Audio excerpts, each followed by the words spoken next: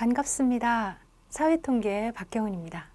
첫 시간 우리 챕터 1 기술통계 파트 함께 공부해보죠. 이름이 첫 번째는 대표값이라고 돼 있죠. 대표값은 자료 전체를 대표하는 값이에요. 뭔가를 대표한다 라는 게 통계학적으로는요, 자료에 대해서 가지고 있는 분포의 중심 위치를 나타내는 측정치다. 그러면 분포라는 게 있고 그 분포를 한 번에 아우르는 중심이 있다, 이런 거죠. 대표값을 계산하는 방법과 분포의 형태에 따라서는 대표값과 분포의 중앙 또는 집중점이 일치하는 경우도 있지만 그렇지 않은 경우도 있어서 우리가 주어진 분포에 대한 대표값을 선택하는 그러한 방법 몇 가지를 아셔야 되는데요. 동그라미 3번에 대표적으로 많이 쓰는 방법이 산술평균, 중위수, 최빈수, 또한 중위수를 중앙값, 최빈수를 최빈값이라고도 부릅니다. 관찰된 자료들이 어느 곳에 가장 많이 모여 있는가를 나타내는 다른 말로는 집중화 경향, 집중 경향치, 집중화 경향이라고 이야기합니다. 그리고 그 값을 분포의 대표값이라고 부르는 거죠. 앞서 산술평균은 일반적으로 우리가 평균이라고 부르는 명칭이고요. 그 다음에 중위수 50%가 되는 위치의 값, 최빈수 가장 많은 도수가 있는 값. 대표값을 방금 읽은 산술평균, 그 다음에 중위수, 최빈수의 입장에서 크게 계산적인 대표값, 위치적인 대표값이라고 구별을 합니다. 계산적인 대표값은 말 그대로 계산을 하여서 얻어질 수 있는 값들이고요. 산술평균, 일반적으로 우리가 평균이라고 이야기할 때 쓰는 방법, 그리고 기하평균, 조합평균 등으로 구별을 합니다.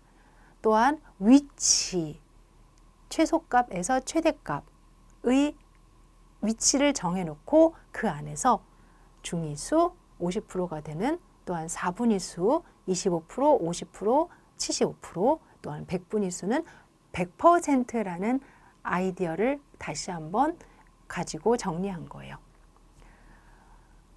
지금 왼쪽에 우리 시험에 이렇게 나왔어요 라는 문제가 있죠. 자료의 위치를 나타내는 척도로 알맞지 않은 것은? 하고 질문했습니다. 자료의 위치라는 게 뭐예요? 자료가 있다면 최소의 자료입니까? 최대의 자료입니까? 또는 50% 있는 자료입니까? 어디에 위치하나요? 뭐 이러한 아이디어예요.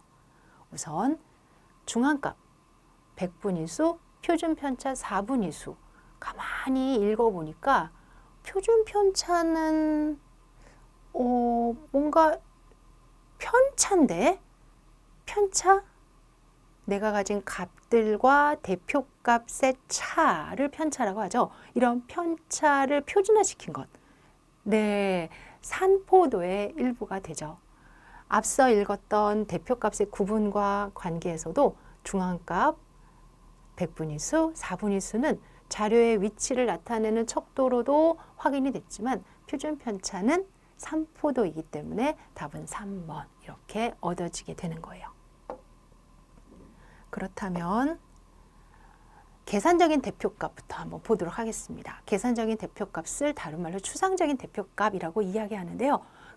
대표값을 크게 구별하지 않아도 시험에서는 요구하지 않더라라는 걸 먼저 설명해 드릴게요.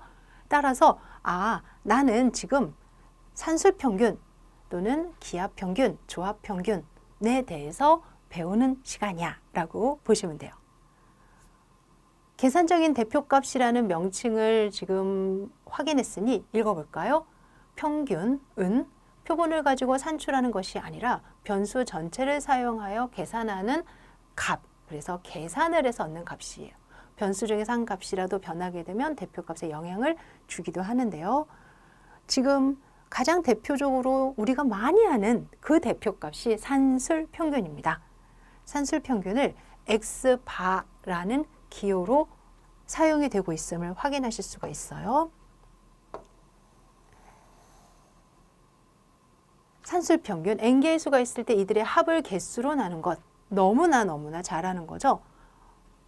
누구야? 너 이번 중간고사 몇 점 맞았어? 국어는 몇 점, 수학은 몇 점, 영어는 몇 점이어서 얼마 맞았어요? 이럴 때 쓰는 게 산술평균이죠. 계산상 가장 간단한 방법이라고 하고 합을 개수로 나눈 것입니다.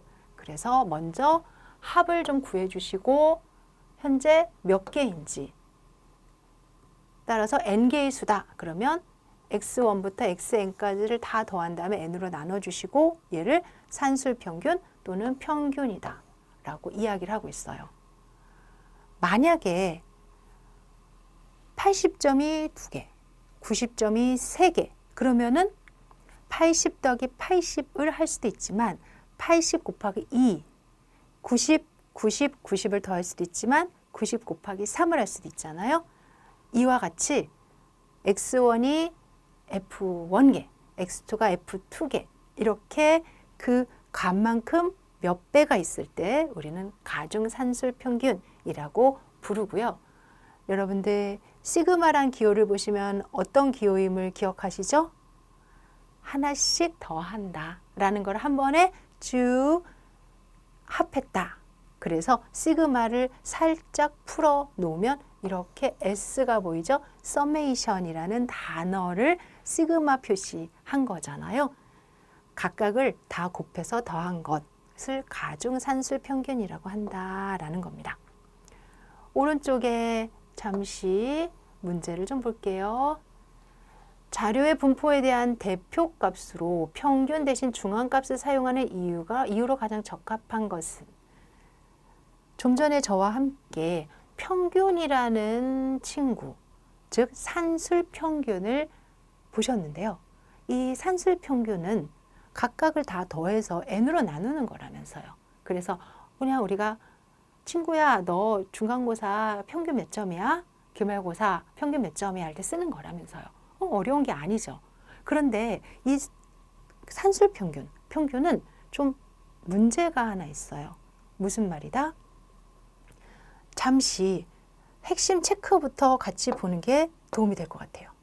핵심 체크, 별량 10, 15, 20, 25, 30의 산술평균은 그러면 쭉 다 더해서 5로 나눴어요. 그래서 20이 나왔는데 제가 여기에 30이 아니라 모르고 300이라고 쓴 거예요. 그러면 쭉 더한 값 뒤에 300이 더해지겠죠? 그리고 300을 더한 결과 답은 74가 나왔어요.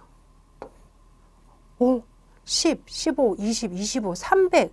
그러니 300이 전체 값에 더한 결과가 확 올라가도록 영향을 준 거예요. 이와 같이 다시 위로 올라갑니다. 4번에 보니까 평균은 중앙값보다 극단적인 관측값에 의해 영향을 받는 정도가 심하다. 지금 보셨나요? 동그라미 하나가 더 들어갔을 뿐인데 는 좀 극단적으로 제가 얘기를 한 거네요, 진짜. 그런데 300으로 바꾸는 순간 그 어떤 것보다도 평균이 확 높아져서 74가 됐죠. 이처럼 극단적인 값이 확인이 되면 그러면 평균을 쓰면 안 되는데 뭘 쓰지? 하고 질문하실 수 있죠. 이때 쓰는 방법이 50%의 값인 중앙값이에요. 여러분들 자료의 분포에 대한 대표값으로 평균 대신 중앙값을 사용하는 이유 가장 적합한 것은 4번 잘 기억해 두시면 이후에 학습에 많이 도움이 됩니다. 산술평균만큼 중요하고 시험에도 자주 출제되어서 계산을 연습하는 평균이 하나 있어요. 바로 기하평균이에요. 기하평균은 변화율이나 비율의 평균을 구할 때 이용하는 수치다라고 되어 있습니다. 특히 모든 측정치를 곱하여 그 측정치의 수만큼 제곱근을 구한 것이다. 뭔 말이지? 제곱근이 뭐더라? 네네. 여러분들 당연히 아시는데 제가 한번 재밌으라고 했어요. 네. 양수인 n개의 측정값이 x1부터 xn까지 있을 때 기하 평균을 구하세요. 그러면 좀 이렇게 구한대요. 이렇게라는 단어를 조금 더 설명을 해드려 봐야 되겠죠? 오른쪽 봅시다. 기하 평균을 구하세요. 그러면서 2와 4와 8의 기하 평균은? 하고 질문을 하면 우선 다 곱해. 그래서 2 곱하기 4 곱하기 8을 해. 그 다음에 이상한 여기요. 이게 바로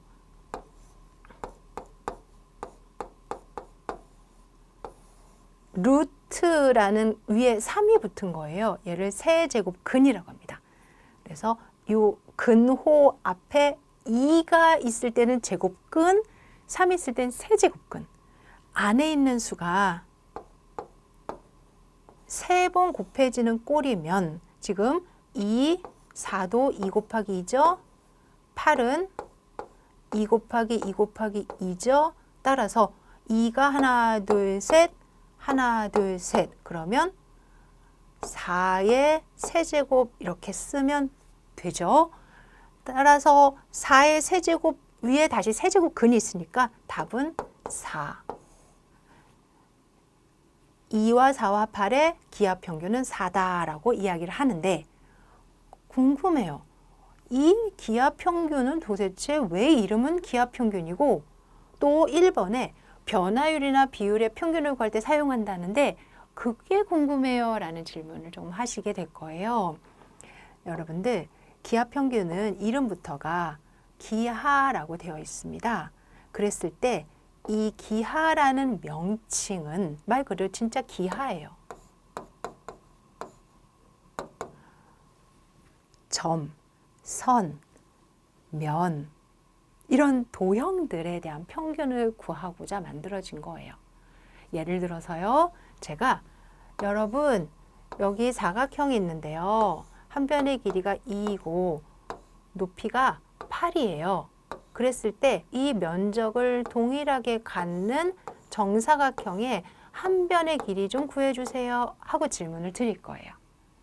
또한 여러분 여기에 이렇게 평방 제곱인 도형이 있는데 이 도형과 부피가 동일한 각각의 변의 길이가 똑같은 육면체 한 변의 길이 구해주세요 라는 이야기를 할 수도 있겠죠. 지금 이 친구는 여기를 2라고 하고 여기를 4라고 하고 얘를 8이라고 하면 좋을 것 같아요. 그러면 누구나 이 과정 안에서 얘가 16이니까 얘도 16이 되고 무엇을 곱하면 16이 되지? 4요 하고 구하게 되죠. 또한 전체 부피는 2 곱하기 4 곱하기 8이 되는 거잖아요. 그래서 64가 되는데 이 한 변의 길이가 모두 다 같다고 했는데 어떤 거를 3번 곱하면 64가 되죠? 4요. 맞아요. 이 4를 구할 때 제가 썼던 방법이 방금 되뇌었던 이 기하 평균이었음을 기억하시겠습니까? 어떻게 구했어요? 위의 식은 어떤 거를 제곱해서 2 곱하기 8이 되었다. 아래식은 어떤 거를 세제곱해서 2 곱하기 4 곱하기 8이 되었다. 그러면 16이니까 반대로 무엇을 제곱해서 16이 됐니? x는 4요. 무엇을 3번 곱해서 64가 됐니? x는 4요. 지금의 이 설명을 돌려서 말하면 x는 루트 16이요. x는 세제곱근 64요 라고 이야기를 하는 거예요. 이와 같이 기하 평균은 정말 기하의 입장에서 구하려고 나온 거예요. 그리고 어떻게 했죠? 내가 갖고 있는 2와 8 안에 4는 여러분들도 바로 느끼셨겠지만 2 대 4 대 8 이렇게 보이죠. 즉 모두 2배씩 되어 있죠. 똑같은 수들이 나열된 것의 공통점은 비율이 같다는 거예요. 이 수들의 비율. 우리가 살면서 비율의 입장에서 평균을 구하라 라고 질문하면 기하평균, 변화율, 비율의 평균을 구하라. 그러면은 기하평균을 이용하면 되겠구나. 아셨어요? 또한 아래쪽도 각각의 수가 2 대 4 대 8이 다 2배씩 늘어나는 것을 확인할 수 있습니다. 이쪽에 와서 조금 더 설명을 해 볼까요? 이제 양수 n개에 대해서 기하평균 구해주세요. 그러면 먼저 어떻게 한다? 다 곱한다. 그리고 5개를 곱했다. 그러면 5제곱근 루트를 쓰면 된다라는 거죠. 그래서 5제곱근 각각 곱한 거 100개를 곱했다. 그러면 100제곱근 그렇게 나오지도 않아요. 그러니 모습이 그렇다라는 거 참고해 주시면 되고요. 이것 보시면 좋을 것 같아요. 인구율, 변동률, 경제율 이렇게 비율의 대표값을 물어보면 무조건 2 대 4 대 8 곱하기 2씩 비율이 유지가 되는 것 하면서 곱하자. 그리고 2개 곱했으면 루트 값으로 찾아보고 3개 곱했으면 뭐를 세제곱해서 얘가 됐는지 찾아보자 하시면서 값을 찾아주시면 됩니다. 그 다음에 또 다른 우리의 평균이 조합평균이에요. 이 조합평균은 아주 모습이 독특해서 여러분들한테 알고는 계시되 이후에 문제를 풀 때 한번 같이 풀어봅시다 라고 말씀을 드릴 건데요. 모양은 이래요. 먼저 역수들, 어떠한 수들이 있으면 이 수들의 역수를 만들어. 그러면 x1분의 1, x2분의 1, x3분의 1 이렇게 만들어. 그리고 이것들의 산술 평균을 구해. 내가 3개면 이 세 값을 더한 다음에 원래 3으로 나누는 거니까 나누기 3으로 하면 된다는 얘기죠. 만약에 나누기 3이라는 게 싫어요. 그럼 어떻게 하면 돼요? 곱하기 3분의 1을 하는 거예요. 그런데 그거를 계산한 것의 역수예요. 다시 분의 1을 하라는 얘기예요. 뭔가 지금 제가 설명한 게 답답하세요. 네. 이후에 우리가 속도, 평균 속도 구해주세요. 이런 문제에 대해서 사용하는 게 조합평균이기 때문에 조합평균은 나왔네요. 여기 속도 등에 대해서 사용된다 라고 돼 있죠. 시간적으로 계속하여 변하는 변량 등에 사용된다. 이때 필연적으로 역수를 가질 수밖에 없어요. 그러면요, 앞에 기하평균은 기하를 이용하는 평균이라서 기하평균이라고 했는데 조합평균은 왜 그래요? 궁금하시죠? 이때 이 조화라는 단어는요, 피타고라스가 아주 오래된 그리스 수학자 피타고라스가 먼저 소개를 하면서 소리를 듣다가 야, 저 소리는 되게 조화로운데 하면서 생각한 게 조합평균이에요. 피아노에서의 제일 아랫도가 1이라는 숫자면 제일 윗도는 2분의 1이라는 숫자로 놓고 그러면 솔은 수치적으로 얼마일까? 이렇게 연구를 하면서 1분의 1 더하기 2분의 1의 역수 이렇게 숫자가 맞춰지는 아주 좀 필요에 의해서 만들어진 수열인데요. 수열, 수에 대한 평균인데요. 현재 우리가 사용하고 있는 대부분의 방법 중에서 이 속도에 대한 평균을 구하라 라고 하면 조합평균을 이용합니다. 이후에 문제풀이에서 바로 나오니까 너무 당황은 하지 마시고요. 단 조합평균과 관련해서 한 가지만 여러분들에게 이야기를 한번 해본다면 내가 어떤 A하고 B에 대해서 조합평균을 구하고 싶어요. 그러면 어떻게 하라고요? 1번 A분의 1 더하기 b분의 1을 한 다음에 이거의 평균이에요. 평균은 두 개를 더하면 2로 나누는 거죠. 그러면 곱하기 2분의 1을 하는 거죠. 그래서 곱하기 2분의 1을 한 것에 역수를 취하는 거예요. 역수라는 거 그거를 다시 분모로 내려서 그 값을 분모에 두라는 거죠. 그러면 아래에 있는 식을 잠시 정리를 한번 해볼게요. 그럼 A, B분의 통분을 해서 A 더하기 B 그리고 2가 곱해졌으니 2AB분의 A 더하기 B죠. 지금 제가 구한 2AB분의 A 더하기 B는 분모에 있는 거예요. 이 분모분의 1이니까 다시 계산하면 A 더하기 B분의 2AB 이렇게 구해진다. 문자가 있어서 이게 좀 복잡해 보이지만 숫자로 들어가면 괜찮습니다. 이렇게 비교를 해 놓은 이유가 이 핵심 체크 때문이에요. 두 개의 값이 있을 때 두 개의 값의 평균은 얼마야? 그러면 산술 평균을 얘기하는 거예요. 즉 A 더하기 B를 2로 나누어라 라는 거죠. 그런데 이 A하고 B가 비율의 입장에서 2배나 3배가 돼 있어. 그러면 A 곱하기 B를 한 다음에 제곱근을 찾으면 된다고 그랬죠?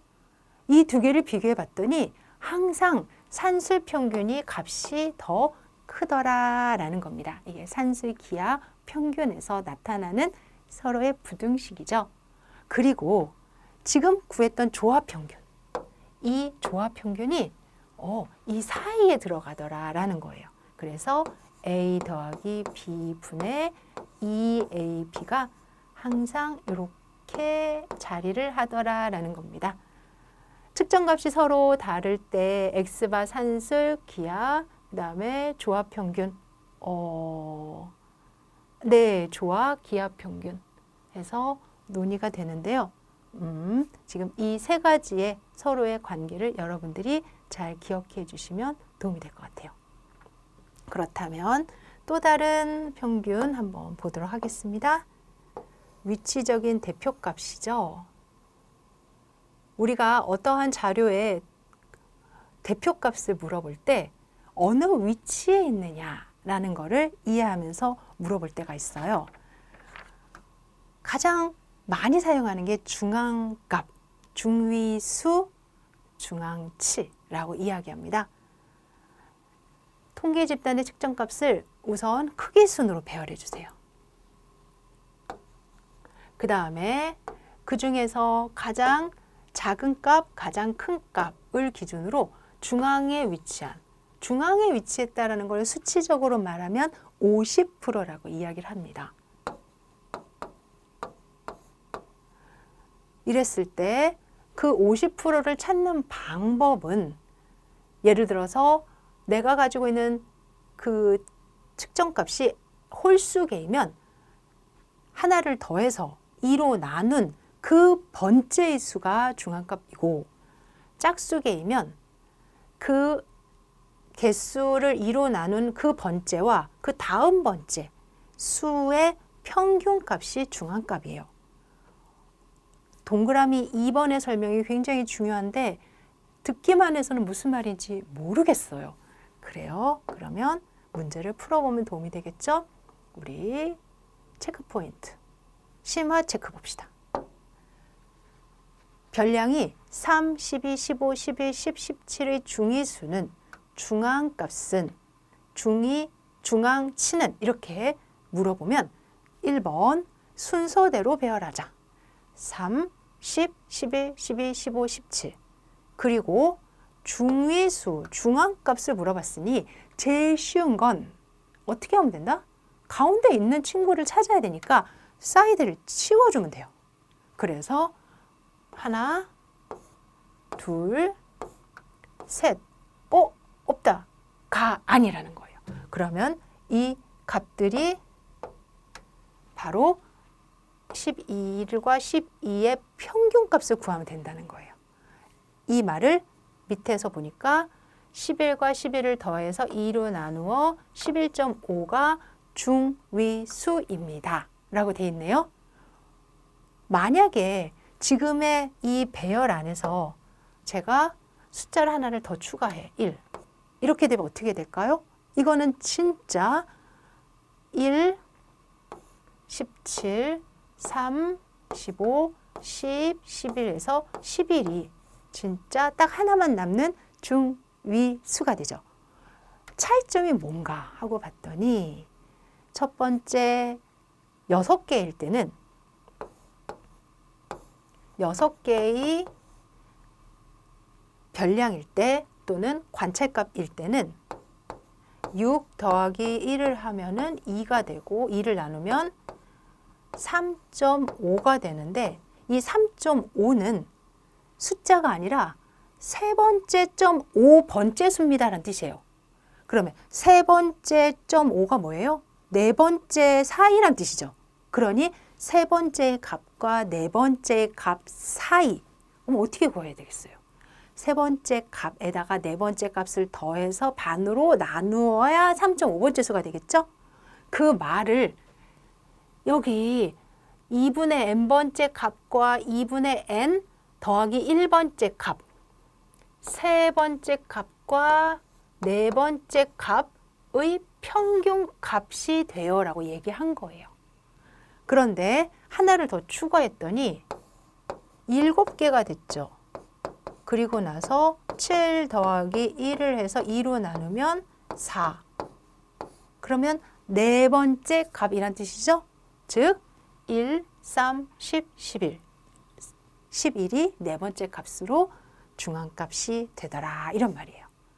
홀수 짝수. 제가요 이거 잘 못 외우겠는데 도와주세요. 그리고 왜 6개인데 플러스 1, 7개인데 플러스 1을 해요? 제가 플러스 1을 하세요! 이러면은 하겠지만 그래도 궁금하잖아. 그게 왜 그러냐면 우리 처음에 제가 3을 썼어요. 그러면 이 3이라는 게 첫 번째 수인 거는 내가 알겠는데 3한테 너 1번에 라는 말은 무슨 말이죠? 여기에 0이 있다는 뜻이에요. 그러니 3이 1번이 되는 거죠. 즉 여기에 그냥 없는 게 하나 있는데 그 친구를 기준으로 이 친구가 3이 1번이 되는 거예요. 그러면 보이지 않는 시작점이 0이 한 개로 쳐줄 때 그걸로부터 첫 번째, 두 번째, 세 번째, 네 번째 내 값은 6개가 아니라 6 플러스 1 이렇게 하나가 더 추가가 된 형태 안에서 값의 위치를 찾아줄 수가 있는 거죠. 어렵지 않으시죠? 근데요. 그런 다음에 제가 이거를 계속 계산하는 게 싫은데 선생님처럼 이렇게 지우면 안 될까요? 왜 안 돼요? 저도 지우는 거를 훨씬 더 좋아해요. 그리고 전 지웁니다. 우리가 가진 자료가 100개, 1000개, 10,000개도 아니고 지금 뭐 10개면 앞에서 3개 지우고 뒤에서 3개 지우고 앞에서 2개 지우고 2개 지우고 가운데 딱 보고 2개 남았네? 더해서 2로 나누고 다 지워서 하나 남았네? 그럼 얘가 중위수가 되는 거죠. 네. 이후에 이 중위수의 값이 이제 4분위로 넘어가면서 조금 구하기 복잡한데 이때도 어렵지 않게 여러분들 도와드릴 수 있습니다. 우선 이렇게 해서 중위수에 대한 이야기를 좀 들어봤는데요. 3번이 굉장히 중요하죠. 극단적인 값의 영향을 받지 않으며 왜? 그럼 극단적인 값에 영향을 받는 건 뭐였더라? 앞에서 배웠지. 평균. 잘했어요. 평균은 내가 30을 더해야 되는데 잘못해서 300을 더하는 순간 평균값이 확 올라갔단 말이야. 그런데 중위수는 작은 것부터 50%에 있는 값이니까 뭐 크건 말던 작던 말던 상관없어요. 그래서 극단적인 값에 영향받지 않고요. 중위수에 대한 편차의 절대치의 합은 다른 어떤 수에 대한 편차의 절대치의 합보다 좀 작다. 이제 이 단어에 대해서 여러분들이 이후에 한 번 더 저랑 이야기를 하실 수 있을 것 같은데요. 어느 정도 이제 이 극단적인 값에 영향을 받지 않는다라는 부분은 평균이다라고 적어두시면 정말 도움이 되실 거고요. 그 다음에 분포 모양이 비대칭인 경우에는 중위수, 중앙값이 산수의 평균이나 최빈수보다 자료의 대표성을 높일 수 있다. 이것도 꼭 기억해 주세요. 좌우 대칭인 분포가 참 좋아 보이지만 분포가 한쪽으로 치우친 편포. 뭐라고요? 편포. 그래서 한쪽으로 치우친 편포일 때는 중위수를 선택해서 대표값으로 이용합니다. 5번 분포 모양의 대칭일 경우에는 중앙값, 중위수와 산술평균이 일치한다. 이 아이디어는 뒤에 가서 편포할 때 조금 더 설명을 해 드릴 수 있습니다.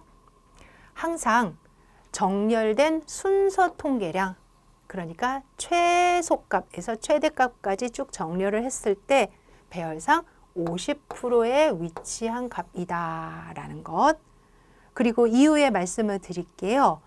4사분위수라고 해서 25%가 되는 1사분위수, 75%가 되는 3사분위수와 견주어서 50%가 되는 것을 우리가 2사분위수라고 하고 Q1, Q3, 그 다음에 Q2라고 합니다. 이와 같이 중앙값이 어떠한 장점이 있는지 함께 확인해 보았습니다. 그렇다면 평균, 중앙값, 최빈값, 이제 최빈값을 봐야 되겠죠. 최빈값은 최빈수라고도 하고요. 별량 X의 측정값 중에서 출현 도수가 가장 많은, 제일 많이 보이는 값을 우리가 대표값으로 쓸 때가 있는 거죠. 가장 많이 예를 드는 게 신발 치수예요. 이게 신발 가게에서 대표적으로 앞에다가 드러내 놓는 거. 어떤 값들의 신발 치수를 많이 드러내 놓겠어요? 평균적으로 사람들이 신는 신발이겠죠. 그럴 때 다 더해서 100으로 나눈 값을 내는 게 아니라 많은 사람들이 평균적으로 신는 것, 많은 사람들이 평균적으로 선호하는 것, 이런 것들, 최빈수도 아주 자주 사용되는 그러한 대표값이다 라는 거고요. 통계 집단에서 가장 많이 나타나는 별량의 값을 뜻하는데요. 그러다 보니까 극단적인 이상점에는 영향을 받지 않아요. 단 경우에 따라서 최빈값이 없을 수도 있겠죠. 모두 다 값이 다르면 없을 수도 있고요. 또 2개 이상이 존재할 수도 있어요. 1개가 있으면 이렇게 생겼겠지만 2개가 있으면 이렇게 생기기도 해요. 그러니 대표값으로 선택할 때 대표적으로라고 얘기하기 좀 불편한 감도 있겠죠. 그러면 최빈수는 어떠한 특장점이 있어요? 7번이에요. 앞서 여러분들 이미 공부하고 오셨겠지만 우리가 자료의 수준을 크게 4가지로 구별하죠. 그럴 때 명목 수준 또는 명목 척도, 즉 남녀 누가 더 많아요? 1, 2, 3, 4학년 어느 학년이 많아요? 라는 그러한 상황에서는 평균도 안 되고 중앙값도 안 되고 그럼 뭐가 된다? 최빈수만 돼요. 그래서 명목 수준의 측정에서 사용되는 통계 기법이 최빈수다라는 겁니다. 기출문제 볼까요? 어느 대학교에서 학생들을 대상으로 4개의 변수, 키, 몸무게, 혈액형, 월평균 용돈에 대한 관측값을 얻었어요. 이들 변수 중 관측값을 대표하는 측도로 최빈값을 사용하는 것으로 가장 적합한 것. 최빈값으로 사용하는 것을 가장 적합한 건 뭘까요? 키? 그렇죠. 키도 제일 많이 비슷한 친구들이 있는 분포가 있겠죠.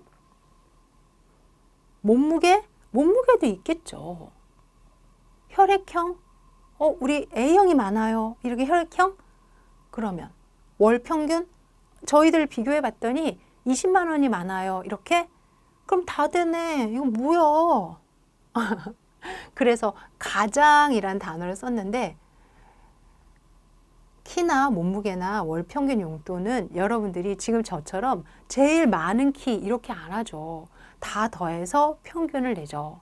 다 더해서 N으로 나누죠. 그런데 우리 혈액형은 A형 더하기 B형 더하기 O형 더하기 AB형 안 되잖아요. 그러면 O형이 제일 많아요. 아, 이거구나. 혈액형은 쭉 내려와서 뭐였다? 명목 수준의 측정이었던 거죠. 그래서 답은 혈액형입니다.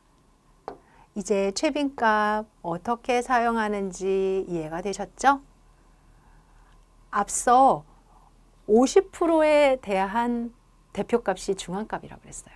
이러한 50%에 대한 대표값을 조금 더 확장을 시키면 우리는 대표하는 값들을 조금 세분화시킬 수가 있는데요. 별량 x의 n개의 측정값을 우선 작은 것부터 큰 수로 쭉 배열을 해주세요. 그럴 때 전체 측정값을 몇 등분? 4등분을 해서 위치에 나오는 값을 물어볼 수도 있습니다. 항상 대표값이 꼭 중앙에 있을 필요는 없어요. 내가 궁금한데 앞에 25%에 있는 값, 뒤에 75%에 있는 값, 무슨 얘기하는 거예요? 어떤 시험을 봤을 때 가장 위에서 25%까지 얼마예요? 이렇게 물어볼 때도 있거든요. 그러면 25%다. 무슨 뜻일까요? 바로 제1사분위수. 내가 가진 자료의 앞에서 25%까지 제3, 4분위수 4개로 나눈 4분위에 바로 위에서 또는 아래에서 25, 75%가 되는 거죠.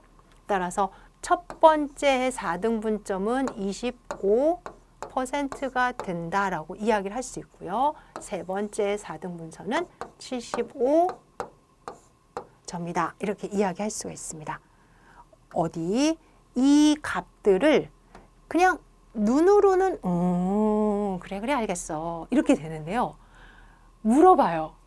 다음 데이터 중에서 25%가 되는 값은 어디냐? 75%가 되는 값은 어디냐? 이렇게 물어봐요. 그러면 계산을 하셔야 되는데 이 계산을 하는 연습을 조금 할 필요가 있는데요. 주어진 우리 자료 중에서 요 한 문제를 보면서 저랑 이야기를 해보고 그리고 나서 더 추가로 비교를 해드릴게요. 우선 지금 저에게 정보가 있습니다.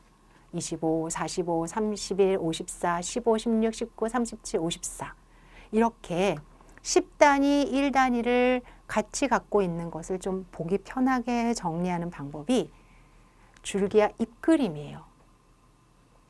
10의 자리 10, 20, 30, 40, 50이라고 줄기를 주시고요.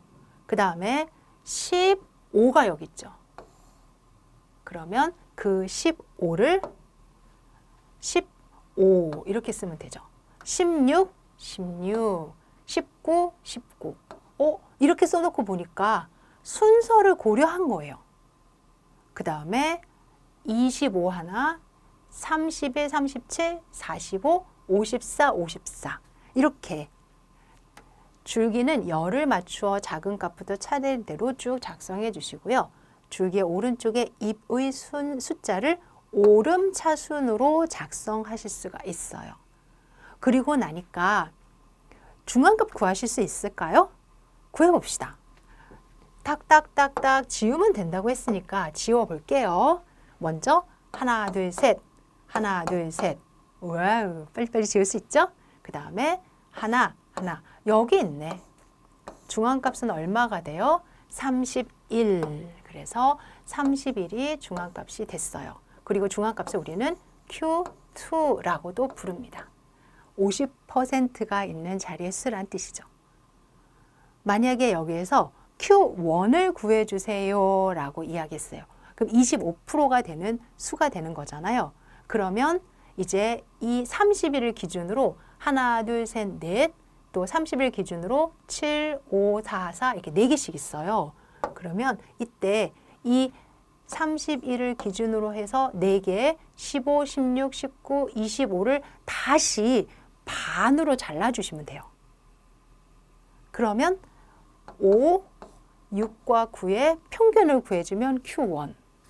그리고 7, 5, 4, 4 그러면 7과 4 지우면 45와 54의 평균을 구해주시면 Q3가 된다라는 뜻이죠.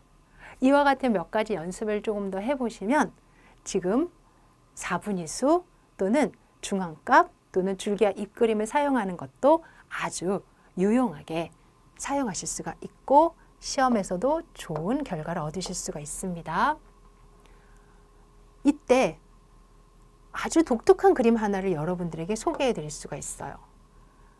그리고 이 그림에는 제1사분위수 Q1, 제3사분위수 Q3, 중위수 있고, 그런데 사각형인데? 맞아요. 가장 작은 최소값 여기입니다. 그리고 가장 큰 최대값 여기입니다. 이때 데이터들이 쭉 널려 있는 거예요. 어디서부터? 이쪽부터 이쪽까지. 그리고 우리가 말하는 이 최소값이 만약에 5다. 그 다음에 최대값이 10이다. 이렇게 하고 10, 100이다. 그리고 제1사분위수가 15, 중위수가 60, 그 다음에 제3사분위수는 70. 이때 얘네들이 똑같이 15 이렇게 단위가 되는 게 아니죠? 아래서부터 작은 수에서 쭉 올라와서 위치를 나타내는 거니까 이렇게 등분이 되면 아니죠. 등분하고 전혀 관계가 없죠. 그리고 이 값들을 쭉 연결해주는 요 검은색의 선을 우리는 수염이라고 그래요. 그러면서 상자와 수염으로 이루어진 그림을 상자 그림 또는 상자와 수염 그림이라고 이야기하고, 이 값 안에는 최소값부터 최대값까지 5개의 값이 잘 들어있고요. 그러면 스타는 뭐예요? 여기 보세요. 이상값을 스타로 표시를 한다. 지금 상자 그림 안에 이상값이라는 표시를 해 놓긴 했지만 밖에 표시를 했고요. 여러분들 보고 계시는 값들 이 그림만 가지고는 제가 설명을 더 자세하게 그림으로 배우를 못 하겠는데 우리가 Q1부터 Q3까지 이 범위를 I, QR이라고 부를 건데요. 이 범위를 만약에 A라고 그냥 할게요. 그러면 여기에서부터 여기까지가 1.5A 곱하기죠. 또 여기서부터 여기까지가 1.5A. 사실은 최대값을 벗어날 수도 있어요. 만약에 이만큼의 범위를 제가 만약에 이만큼의 범위를 벗어나는, 지금 최대값이 아닌 이만큼의 범위를 정해 놓았는데 이 정해 놓은 것을 벗어난 쪽에 어떠한 특정 값이 있으면 이때 이상치라고 합니다. 이상치가 수염 그림의 상자 그림에서 어떻게 사용이 되는지 보여드리고자 조금 더 추가로 설명했는데요. 여하튼 그러한 부가적인 설명을 살짝 이후에라도 다시 이야기를 한다 손 치고, 상자 그림에 대한 설명을 틀린 것은 하고 한번 문제를 풀어봅시다. 상자 그림을 보면 자료의 분포를 계략적으로 파악할 수 있을까요? 이 계략이란 단어 안에 최소값, 1사분면, 중위수, 3사분위수, 최대값은 알 수 있겠죠? 맞네요. 두 집단의 분포 모양에 대한 비교가 가능할까요? 같은 자료를 갖고 이러한 상자 모형을 여러 개 그렸던 거 혹시 보신 기억 있으세요? 각 지역의 비교, 투표율 비교 이런 거 있죠. 그래서 상자 모양은 두 집단 이상의 분포를 비교할 때 아주 효과적입니다. 또한 이상값, 이상치라고도 방금 읽었었죠. 이런 이상값을 확인하는 데도 좋고요. 상자 그림의 상자 길이와 분산은 아무런 관계가 없을까요? 어떠한 상자 그림은 1사분위수는 똑같은데 이렇게 한쪽으로 몰릴 수도 있고요. 어떤 상자 그림은 1사분위수는 똑같은데 더 길 수가 있어요. 그러면 75%, 25% 사이에 이만큼 많이 몰렸다. 얘는 많이 벌어졌다는 뜻이니까 분산과 정말 직결되는 관계가 확실히 보이는데요. 없다라고 이야기하면 상자 그림 섭섭해할 것 같습니다. 이렇게 해서 여러분들과 같이 우리 대표값에 대해서 한번 이야기를 해봤고요. 마지막으로 앞서 산술, 평균, 중위수, 최빈수 이렇게 세 가지의 값이 통계에서 상당히 자유롭게 쓰이는데 이 친구들은 좌우 대칭 분포에서도 보이고 또 좌측 비대칭 분포일 때도 보이고 우측 비대칭 분포일 때도 보이더라 라는 거예요. 그렇지. 내가 가진 자료가 반드시 좌우 대칭일 수는 없지. 그랬을 때 지금 보이는 이 모습들 중에서 가장 봉우리가 높은 것들을 표시하세요. 뭐라고 표시할까요? 많이 도수들이 모였다. 그래서 최빈 값이겠죠? 그래서 우리 최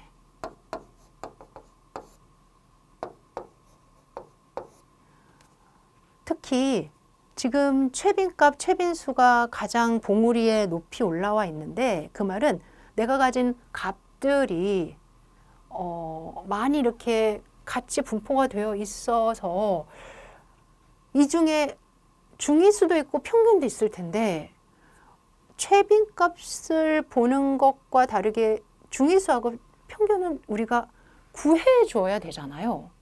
어떻게 구하죠? 네, 구하세요. 따라하세요. 첫 번째 거는 잠시 머물고 두 번째, 세 번째 이 그림 안에서 여러분들 꼭 옆으로 최, 시작, 중평. 네? 이름이에요, 이름. 중평이요? 네, 네. 중평이라는 친구 없으세요? 제 친구 중에 있는데 최, 중평. 여러분들이 데이터, 즉 값이 없어도 딱 보고 제일 높은 최 빈값을 찾을 수 있다면 그리고 최 빈값을 기준으로 오른쪽으로 이렇게 길게 최 빈값을 기준으로 왼쪽으로 이렇게 길게 그림이 더 가야 돼요. 더 길게 이렇게 연장되어 있다라는 거를 감안해서 본다면 그 꼬리 쪽으로 중평이들이 쭉 따라가요. 최중평. 네, 바로 최빈값, 중앙값, 평균이 뒤따라온다는 거죠. 아니, 평균이 중간일 수 있잖아요. 아니, 없어요. 절대 없어요. 저 계산해 볼 거예요. 괜찮습니다. 해보셔도 되고 안 해보셔도 되는데 절대 없어요. 그래서 중평이 최중평이라고 외우시고 만약에 어떤 값이 이렇게 최중평으로 나열이 되더라. 그러면서 평균이 제일 커요. 그러면 오른쪽으로 꼬리가 길구나. 적어주세요. 오른쪽